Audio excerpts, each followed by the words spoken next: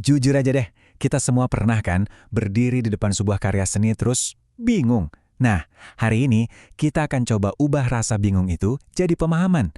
Ini bukan soal jadi kritikus jagoan, tapi lebih ke gimana caranya kita bisa baca bahasa visual yang ada di sekeliling kita.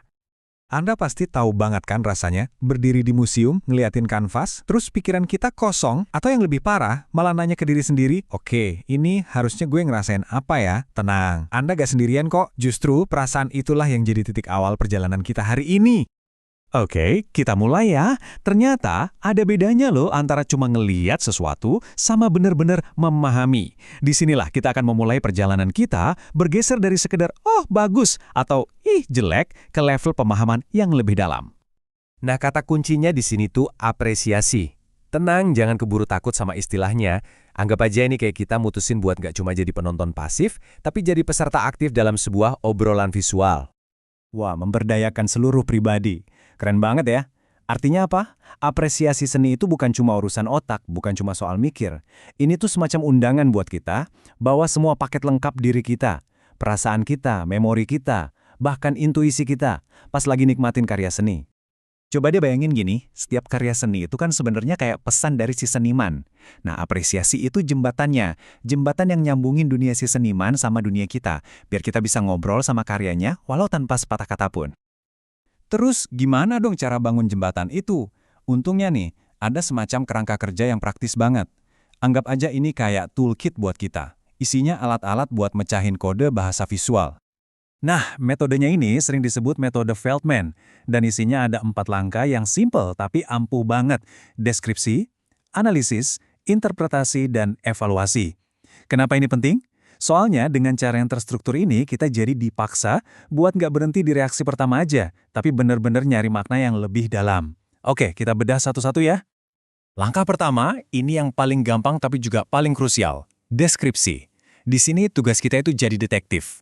Bener-bener cuma ngumpulin petunjuk, catat apa aja yang kita lihat. Ingat ya, secara objektif. Nggak ada opini, nggak ada bagus atau jelek. Mulai dari yang paling dasar dulu. Judulnya apa, siapa senimannya. Abis itu, baru deh kita fokus ke elemen visualnya. Lihat deh garis-garisnya, lurus atau melengkung, tebel atau tipis. Warnanya gimana? Cerah dan hangat atau malah gelap dan dingin? Pokoknya, di tahap ini murni observasi aja. Belum ada penilaian sama sekali. Nggak ada jelek atau bagus, cuma ada ini loh yang kelihatan. Oke, semua fakta udah kekumpul nih. Sekarang kita masuk ke tahap analisis. Kalau tadi deskripsi itu jawab pertanyaan apa, nah analisis ini jawab pertanyaan gimana. Gimana caranya si seniman nyusun semua elemen tadi buat menciptakan efek tertentu. Di sini nih, kita mulai ngelihat dapurnya, strukturnya. Coba deh perhatiin, komposisinya seimbang nggak? Ada ritme atau alur yang bikin mata kita jalan-jalan di atas kanvasnya nggak?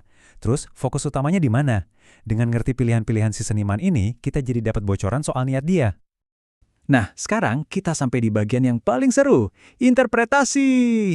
Setelah kita tahu apa aja yang ada di sana, dan gimana semua itu disusun, sekarang waktunya kita nanya, kenapa? Ini nih pertanyaan intinya, sebenarnya karya ini mau ngomongin apa sih? Ceritanya apa? Pesannya apa? Moodnya gimana? Disinilah kesempatan kita buat jadi penerjemah maknanya. Tapi ada yang perlu diingat banget nih. Interpretasi yang bagus itu bukan asal nebak ya, tapi kesimpulan logis yang kita bangun dari semua bukti visual yang udah kita kumpulin tadi. Tiap garis, tiap warna, tiap bentuk, itu semua petunjuknya. Oke, akhirnya kita sampai di langkah terakhir dari kerangka kerja kita. Penilaian atau evaluasi. Disinilah kita akhirnya narik kesimpulan soal karya seni ini. Penting banget buat dipahami. Evaluasi itu bukan cuma bilang suka atau nggak suka. Pertanyaannya tuh lebih dalam. Apakah karya ini berhasil? Berhasil nyampein apa yang mau disampaikan? Kualitas artistiknya gimana? Penilaian kita ini harus dan wajib didasari sama semua kerja keras kita di 3 langkah sebelumnya. Idenya orisinil nggak? Eksekusinya efektif nggak? Berdasarkan analisis kita tadi, apa sih kekuatan terbesarnya? Terus kelemahannya ada di mana? Nah, ini baru namanya penilaian yang punya dasar. Oke, jadi sekarang kita udah punya alatnya nih buat memahami seni. Tapi, gimana cara ngobrolinnya sama orang lain? Nah, disinilah kita masuk ke seni mengkritik yang konstruktif. Ada 2 pilar penting di sini. Pertama, bahasa yang etis. Artinya, ya kita harus sopan, harus saling menghargai. Kedua, penalaran yang argumentatif. Maksudnya, opini kita itu harus ada dasarnya, ada alasannya yang logis. Ini bukan soal siapa yang benar, siapa yang salah loh, tapi soal seberapa kuat kita bisa ngasih argumen buat pendapat kita. Bedanya kelihatan banget kan? Yang satu, cuma komentar subjektif yang nggak ngebangun apa-apa, malah bikin obrolan jadi mandek. Sementara yang satunya lagi, itu kritik yang ngakuin dulu kekuatannya, kayak komposisinya seimbang, baru ngasih saran yang spesifik. Nah, kritik yang kayak gini nih, yang justru membuka pintu buat diskusi lebih lanjut. Jadi, ingat ya, tujuan akhir dari kritik yang baik itu, mau buat diri sendiri atau buat orang lain, adalah buat memperdalam pemahaman kita. Intinya adalah menciptakan dialog yang sehat soal seni, yang bikin kita semua jadi terdorong buat ngelihat lebih jeli dan mikir lebih kritis lagi.